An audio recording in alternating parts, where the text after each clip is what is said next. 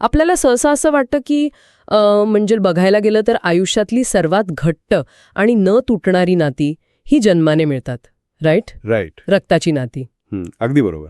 पण जेव्हा आपण कुटुंबाचा विचार करतो तेव्हा डोळ्यांसमोर एक आधीच ठरलेली वंशावळ उभी राहते. हा काका, ती मावशी, हा भाऊ, तिथे सगळं निश्चित असतं, एका पक्क्या आराखड्यासारखं. हो ना, तिथे काही निवडायचं नसतं. एक्झॅक्टली.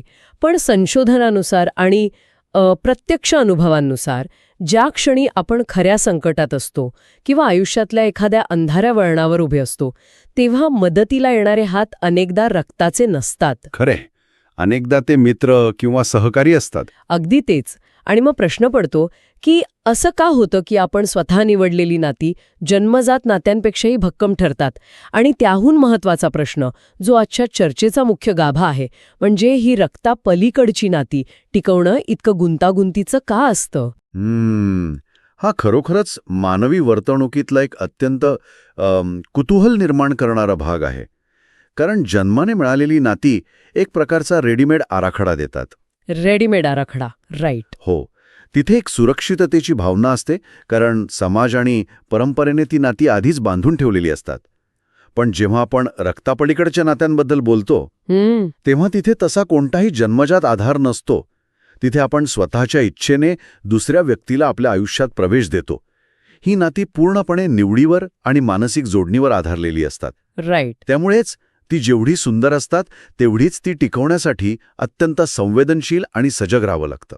आणि म्हणूनच आज आपण या विषयाचा अगदी मुळापर्यंत जाऊन सविस्तर वेध घेणार आहोत. आपल्याकडे आज विद्यावाचस्पती विद्यानंद यांचे काही अत्यंत अभ्यासपूर्ण लेखनाचे अंश आहेत. क्या बात आहे, खूपच सुंदर विषय हा. हो ना. त्यांचा विषय आहे रक्तापलीकडची अनेक नाती कशी टिकवायची. या लेखनातून आपल्याला काही असे सुवर्णकण मिळतात जे केवळ नात्यांकडे बघण्याचा दृष्टिकोनच बदलत नाहीत, तर मानवी मनाचे अनेक कंगोरे उलगडून दाखवतात. आजच्या या सखोल अभ्यासाची दिशा अतिशय स्पष्ट आहे. रक्तापलीकडची नाती कशी जपायची, ती का दुरावतात आणि ती टिकवण्यामागील सूक्ष्म मनोवैज्ञानिक कारणे कोणती आहेत हे आपण समजून घेणार आहोत. नक्कीच. आणि या संपूर्ण प्रक्रियेत सर्वात महत्त्वाची गोष्ट कोणती असेल तर ती म्हणजे या नात्यांचा पाया समजून घेणे. बरोबर. विद्यानंद यांच्या लेखनात अत्यंत स्पष्टपणे नमूद केलं आहे की विश्वास हा कोणत्याही नात्याचा भक्कम पाया असतो. पण आणि हे खूप महत्त्वाचं आहे, इथे विश्वासाची व्याख्या केवळ एक नैतिक मूल्य एवढीच मर्यादित नाहीये. हे थोडं अधिक स्पष्ट करायला हवं, कारण विश्वासाबद्दल आपण नेहमीच बोलतो. म्हणजे मी विचार करत होते, मला नेहमी वाटतं की विश्वास ही एका अत्यंत नाजूक काचीसारखी गोष्ट असते. अगदी समर्पक उदाहरण आहे. जोपर्यंत ती शाबूत असते तोपर्यंत त्यातून सगळं जग स्वच्छ आणि सुंदर दिसतं. पण एकदा का त्या काचेला तडा गेला की ती परत कितीही काळजीपूर्वक जोडली तरी तो तडा कायम दिसतोच. एक्झॅक्टली. आणि फक्त तडाच दिसत नाही, तर त्यातून येणारा प्रकाशही कायमचा बदलतो.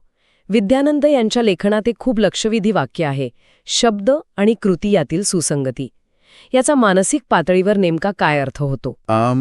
मानसशास्त्रीय दृष्टिकोनातून पाहिलं तर विश्वास हा मानवी मेंदूचा सुरक्षितेचा एक अलार्म आहे. अलार्म? हो. उत्क्रांतीच्या प्रक्रियेत मानवी मेंदूला ऊर्जा वाचवण्याची सवय लागली आहे. जेव्हा आपण एखाद्या व्यक्तीवर विश्वास ठेवतो तेव्हा आपला मेंदू त्या व्यक्तीच्या हेतूंबद्दल सतत शंका घेण्याचं थांबवतो. ओहो, म्हणजे मेंदू शांत होतो. अगदी बरोबर. ती ऊर्जा वाचते जेव्हा एखाद्या व्यक्तीचे शब्द आणि तिची कृती यात सुसंगती असते, म्हणजेच ती व्यक्ती जे बोलते तेच करते, तेव्हा आपला मेंदू त्या व्यक्तीला सुरक्षित मानतो. राईट. पण समजा एखाद्या मित्राने सांगितलं की मी तुझ्या कठीण प्रसंगात नक्की येईन आणि प्रत्यक्ष वेळेला तो नसतो, तेव्हा काय होतं? तेव्हा खूप वाईट वाटतं. वाईट तर वाटतंच, पण केवळ एक प्रसंग बिघडत नाही, तर मेंदूच्या पातळीवर तो सुरक्षितेचा अलार्म अचानक वाजू लागतो. मेंदूला नव्याने त्या व्यक्तीच्या प्रत्येक कृतीचं विश्लेषण करावं लागतं. अरे बापरे. हो, आणि हा जो सततचा मानसिक थकवा आहे ना, तोच अविश्वासाला जन्म देतो. म्हणजे अविश्वास हा केवळ एक भावनिक धक्का नसून ती एक अत्यंत थकवणारी मानसिक प्रक्रिया आहे. अगदी तेच. पण मग या विश्वासाच्या भिंतीला सुरक्षित कसे ठेवायचं? लेखनात असं म्हटलंय की अविश्वासाची दरी निर्माण होण्याचं मुख्य कारण गैरसमज असतो आणि ते टाळण्याचा मार्ग म्हणजे संवाद. पण इथे मला एक शंका आहे. म्हणजे आपण अनेकदा पाहतो की लोक म्हणतात, मी अत्यंत स्पष्ट वक्ता आहे, जे मनात असतं तेच माझ्या ओठांवर असतं. हो, हे खूप ऐकायला मिळतं. पण अशा अतिस्पष्ट बोलण्यामुळे अनेकदा नाती तुटताना दिसतात. हे थोडं उलगडून पाहूया. जर मनातलं सगळं जसं आहे तसं बोलून दाखवलं तर त्यामुळे नात्यात कटुता येणार नाही का? संवाद नक्की कसा असावा? हा अत्यंत अचूक आणि कळीचा मुद्दा आहे. आणि इथेच मूळ लेखनातील एका अत्यंत महत्वाच्या शब्दाकडे लक्ष वेधणं गरजेचं आहे. तो शब्द आहे आदरयुक्त संवाद. आदरयुक्त संवाद. हो, संवाद केवळ स्पष्ट किंवा खुला असून चालत नाही, तर त्यात आदर असणं अत्यंत आवश्यक आहे. जेव्हा आपण केवळ स्पष्ट बोलतो तेव्हा अनेकदा आपण स्वतःच्या भावनांचा निचरा करत असतो, पण समोरच्या व्यक्तीचा विचार करत नाही. म्हणजेच स्पष्ट बोलण्याच्या नावाखाली आपण अनेकदा आपल्या रागाला किंवा चिडचिडीला मोकळी वाट करून देत असतो. अगदी बरोबर. समजा एखादा मित्राने पैशांच्या बाबतीत एखादा अत्यंत चुकीचा निर्णय घेतला. निव्वळ स्पष्ट संवाद म्हणजे त्याला थेट सांगणे की तू घेतलेला हा निर्णय पूर्णपणे मूर्खपणाचा आहे. बापरे, हे खूपच बोचणारं आहे. हो ना, हे सत्य असेलही, पण यात आदर नाही. मानवी मेंदूची रचना अशी आहे की जेव्हा एखाद्याला स्वतःचा अपमान झाल्यासारखं वाटतं तेव्हा त्याची स्वसंरक्षणाची प्रवृत्ती म्हणजेच ज्याला आपण डिफेन्स मेकॅनिझम म्हणतो ती जागृत होते. राईट. तो स्वतःला प्रोटेक्ट करायला लागतो. एक्झॅक्टली. तो मित्र आपली चूक सुधारण्याऐवजी स्वतःचा बचाव करण्याच्या पवित्र्यात जाईल आणि नात्यात दुरावा येईल. याउलट आदरयुक्त संवाद म्हणजे हे सांगणे की हा जो निर्णय झालाय तो मला योग्य वाटत नाहीये आणि याचे परिणाम वाईट होऊ शकतात अशी मला काळजी वाटते. आपण यावर शांतपणे विचार करूया का? क्या बात आहे. म्हणजे इथे सत्य लपवलेलं नाही. अजिबात नाही. पण ते मांडण्याची पद्धत समोरच्या व्यक्तीच्या आत्मसन्मानाला धक्का पोचवत नाही. म्हणजे आपण सत्य लपवत नाही आहोत, तर ते अशा पद्धतीने मांडतोय की समोरचा व्यक्ती बचावात्मक होणार नाही. सत्य हे तलवारीसारखं न वापरता एका आरशासारखं वापरायचंय. वाह, खूपच सुंदर उपमा आहे ही. जेणेकरून समोरच्याला आपली चूक दिसेल, पण तो जखमी होणार नाही. हे खरोखरच नात्यांना एक वेगळीच खोली देणारं तत्व आहे. पण आता एक विचार करूया. आपला पाया पक्का झाला, विश्वास निर्माण झाला, संवादही सुरू झाला. यानंतर नात्याचा दर्जा कशावर ठरतो? लेखनानुसार तो आपल्या अंतर्गत मानसिकतेवर ठरतो. आणि इथून आपण एका अत्यंत गुंतागुंतीच्या वळणावर येतो. अपेक्षा. होय, अपेक्षा हा असा एक घटक आहे जो अत्यंत नकळतपणे कोणत्याही नात्यात शिरतो. आपण जेव्हा एखाद्या व्यक्तीला आपला मित्र, मार्गदर्शक किंवा सहकारी म्हणून निवडतो तेव्हा आपण नकळतपणे एक अलिखित करार तयार करतो. अलिखित करार, राईट? हो, आपल्याला वाटू लागतं की मी या व्यक्तीला माझ्या आयुष्यात इतकं महत्त्वाचं स्थान दिलं आहे, मग याने माझ्या प्रत्येक गरजेला माझ्या अपेक्षेनुसार वागलंच पाहिजे. पण आपण हे विसरतो की त्या व्यक्तीची स्वतःची एक वेगळी परिस्थिती असते. बरोबर. स्वतःच्या काही मर्यादा आणि जबाबदाऱ्या असतात. हे समजून घेतल्यास नातं कसं हलकं आणि आनंददायी राहतं हे लेखनात खूप छान मांडलंय. ला एक स्वतंत्र माणूस न मानता आपल्या गरजा पूर्ण करणारे एक साधन मानू लागतो. अगदी खरंय. जेव्हा त्या व्यक्तीकडून आपल्या अपेक्षेइतका प्रतिसाद मिळत नाही तेव्हा आपण दुखावलं जातो. पण अपेक्षा कमी कशा करायच्या हा एक मोठा प्रश्न असतो. नक्कीच. आपण काही यंत्र तर नाही की एक बटन दाबलं आणि अपेक्षा शून्यावर आल्या. यावर लेखनात एक अतिशय सुंदर आणि सकारात्मक उपाय दिला आहे आणि तो म्हणजे कृतज्ञता जपणे. कृतज्ञतेचा आणि अपेक्षांचा नक्की काय संबंध आहे? कसं आहे, कृतज्ञता ही अपेक्षांवरचा सर्वात प्रभावी उतार आहे. हे कसं काम करतं हे समजून घेणं खूप रंजक आहे. जेव्हा आपण एखाद्याकडून काही अपेक्षा करत असतो तेव्हा आपलं मेंदूचं लक्ष त्या व्यक्तीने काय केलं नाही यावर केंद्रित झालेलं असतं. एक प्रकारची कमतरतेची मानसिकता तयार होते. राईट. आपण सतत उणीवा शोधत असतो. साठी काय चांगलं केलं आहे याकडे वळतं. मानसशास्त्रात त्याला पॉझिटिव्ह रिफ्रेमिंग म्हणतात. म्हणजे आपण आपल्या मेंदूला नकारात्मक गोष्टी शोधण्याऐवजी सकारात्मक गोष्टी शोधण्याचं प्रशिक्षण देतोय. अगदी तसंच. जेव्हा आपण छोट्या छोट्या गोष्टींची कदर करतो, उदाहरणार्थ एखाद्या मित्राने स्वतःच्या कामाच्या प्रचंड तणावातून वेळ काढून केवळ आपली विचारपूस करण्यासाठी केलेला एक छोटासा फोन. हो, आणि त्यासाठी मनापासून धन्यवाद म्हणतो. बरोबर. जेव्हा आपण हे करतो तेव्हा आपण नकळतपणे आपल्या अपेक्षांच्या ओझ्यातून मुक्त होतो. कृतज्ञतेमुळे आपण समोरच्या व्यक्तीला गृहीत धरणं थांबवतो. कोणतंही नातं तेव्हाच सर्वात जास्त धोक्यात येतं जेव्हा आपण दुसऱ्याच्या प्रयत्नांना गृहीत धरायला लागतो. खरंय. एका छोट्याशा आणि प्रामाणिक धन्यवादमध्ये नात्याची वीण पुन्हा नव्याने घट्ट करण्याची प्रचंड ताकद असते. अपेक्षांचं ओझं कृतज्ञतेने हलकं तर केलं, हे मानसिक पातळीवर खूप छान वाटतं. प्रत्यक्ष आयुष्यात दररोजच्या धावपळीत नातं टिकवण्यासाठी नक्की कोणतं चलन लागतं? लेखनात यावर खूप व्यावहारिक दृष्टिकोन मांडला आहे. आजच्या काळातला सर्वात मौल्यवान घटक म्हणजे वेळ. हो, आजच्या अत्यंत वेगवान आणि सतत धावपळ करण्याच्या युगात वेळ हीच खरी संपत्ती आहे. आपण कोणाला पैसे देऊ शकतो, महागड्या भेटवस्तू देऊ शकतो, पण जेव्हा आपण एखाद्याला आपला वेळ देतो तेव्हा आपण आपल्या आयुष्याचा असा एक भाग देत असतो जो परत कधीच मिळवता येत नाही. वेळेची गुंतवणूक ही नात्यांमधली सर्वात सुरक्षित गुंतवणूक असते. बरोबर. नात्यांना वेळ दिला नाही तर ती हळूहळू कमकुवत होतात, अगदी पाणी न दिलेल्या रोपासारखी. आणि वेळ देणं म्हणजे दररोज तासनतास गप्पा मारणं किंवा नेहमी एकत्र असणं असं अजिबात होत नाही. अजिबात नाही. लेखनात खूप छान म्हटलंय की एक साधा फोन, एक छोटीशी भेट किंवा मनापासूनचा एक संदेशही नात्यात जीव ओततो. पण इथे एक गोम आहे. कोणती? जेव्हा आपण एकमेकांना वेळ देतो, एकमेकांच्या संपर्कात राहतो, विचारपूस करतो, तेव्हा दोन वेगळ्या विचारांची माणसांमध्ये मतभेद होणारच. ते तर स्वाभाविक आहे. हो ना, चुका होणारच, भांड्याला भांडं लागणारच. मग तिथे नुसता वेळ किंवा कृतज्ञता पुरेशी नसते, तिथे एका वेगळ्याच गोष्टीची गरज लागते. आणि तिथेच लेखनातला पुढचा आणि अत्यंत महत्त्वपूर्ण स्तंभ उभा राहतो, क्षमाशीलता आणि समजूतदारपणा. माणूस म्हटला की चुका या होणारच, हा निसर्गाचा नियम आहे. राईट. पण जेव्हा ती चूक होते तेव्हा आपण कशी प्रतिक्रिया देतो यावर त्या नात्याचं भविष्य ठरतं. जर त्या चुका स्वीकारून माफ करण्याची वृत्ती आपल्यात असेल तर नात्यांमध्ये कटुता साचून राहत नाही. तर मग या सगळ्याचा अर्थ काय होतो? माफ करणं इतकं सोपं का नसतं? अनेकदा आपल्याला आतून माहीत असतं की माफ केल्याने वाद मिटेल, शांतता मिळेल, तरी आपण तो वाद ताणून का धरतो? यामागे नक्की कोणती मानसिक अडचण असते? आणि तिथे एक अत्यंत घातक आणि अदृश्य शत्रूमध्ये उभा असतो, ज्याचा उल्लेख लेखनात अतिशय मार्मिकपणे केला आहे. तो म्हणजे मीच बरोबर हा अहंकार.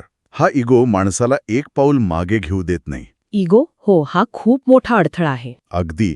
जेव्हा आपण नात्यापेक्षा स्वतःच्या अहंकाराला, स्वतःचा मुद्दा जिंकण्याला जास्त महत्त्व देतो, तेव्हा आपण ती व्यक्ती कायमची गमावण्याच्या मार्गावर असतो. माणसाला कायम वाटत असतं की जर मी माफ केलं तर मी कमकुवत ठरेन किंवा समोरच्या व्यक्तीचा विजय होईल. म्हणजेच माफ करणं म्हणजे समोरची व्यक्ती 100% बरोबर होती असं मान्य करणं नव्हे, तर दुसऱ्याला माफ करणं म्हणजे स्वतःच्या अहंकाराला बाजूला ठेवणं. एक्झॅक्टली. आणि माझ्या अहंकारापेक्षा तू आणि आपलं नातं माझ्यासाठी जास्त महत्वाचं आहे, हा संदेश त्या व्यक्तीपर्यंत पोहोचवणं.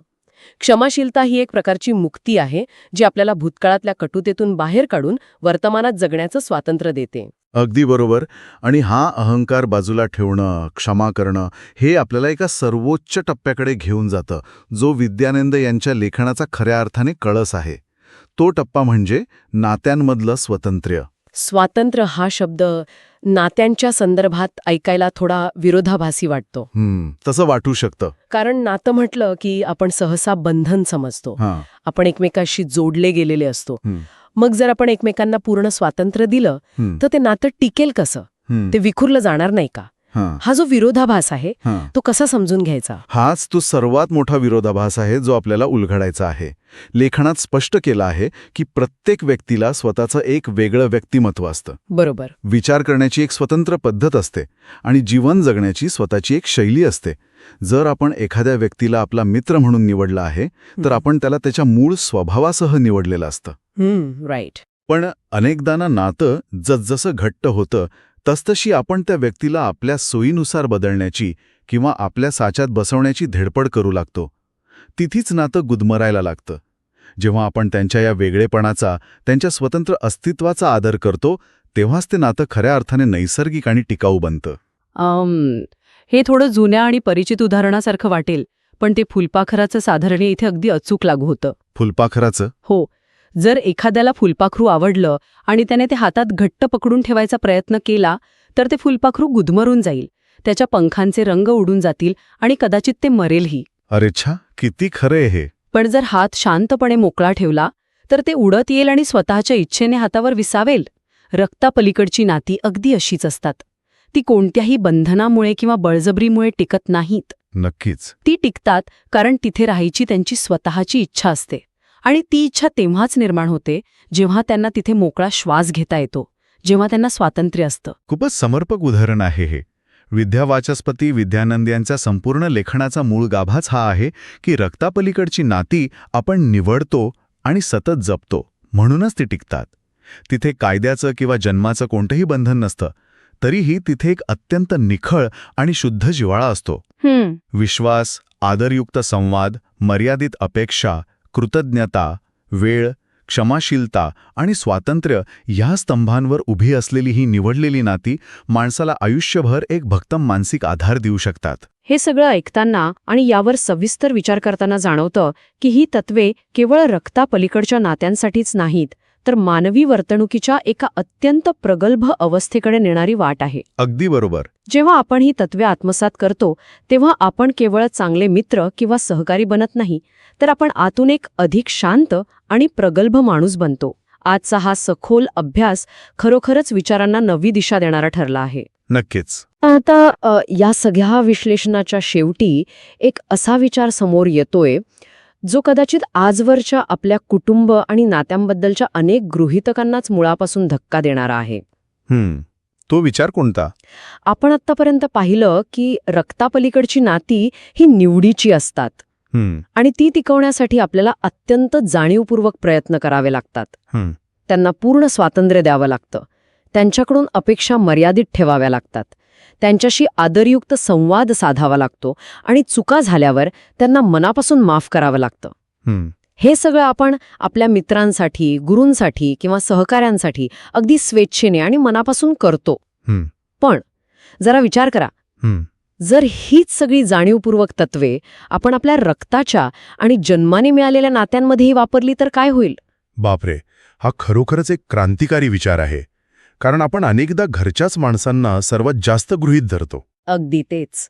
जर आपण आपल्या घरातल्या नात्यांमधलं ते जन्मजात बंधन, तो मी हक्काने काहीही बोलेन असा गृहीत धरण्याचा दृष्टिकोन थोडा वेळ बाजूला ठेवला, बरोबर, आणि आई, वडील, भाऊ, बहीण किंवा जोडीदार यांनाही एका मित्रासारखंच स्वातंत्र्य, आदर आणि समजूतदारपणा दिला, त्यांच्याकडून असलेल्या अवाढव्य अपेक्षा कमी करून त्यांच्याबद्दल कृतज्ञता व्यक्त केली, तर ती रक्ताची नाती देखील एका ओझ्याऐवजी किंवा केवळ एक कौटुंबिक कर्तव्य म्हणून ओढत नेण्याऐवजी स्वतःहून निवडलेल्या एका अधिक सुंदर, मोकळ्या आणि नैसर्गिक जिव्हाळ्याच्या प्रवासात बदलू शकणार नाहीत का? क्या बात है.